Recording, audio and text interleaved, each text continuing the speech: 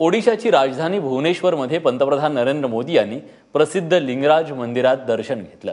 मोदी मंदिराच्या परिसरात पोहोचले तेव्हा लोकांनी मोठी गर्दी केली होती। त्याचबरोबर मोदीच्या घोषणा देखील दिल्या। यावेळी मोदींनी सुरक्षेची पर्वा न करता थेट लोकांमध्ये जाऊन त्यांच्याशी संवाद साधला। मंदिराच्या पुजाऱ्यांना तर मोदींसोबत सेल्फी घेण्याचा देखील मोह आवरला। पंडित जवाहरलाल नेहरूंनंतर नरेंद्र मोदी हे दुसरेच पंतप्रधान आहेत ज्यांनी लिंगराज मंदिराचं दर्शन घेतलं।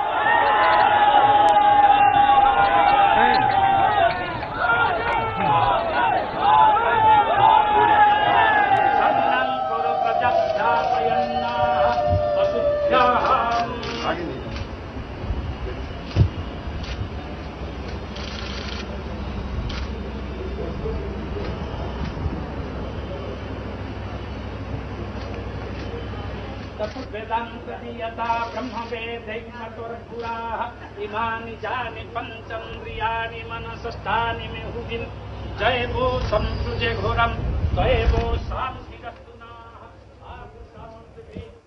तेव्हा मोदींचं आणि भाजपचं पुढचं टार्गेट ओडिशा असणार आहे।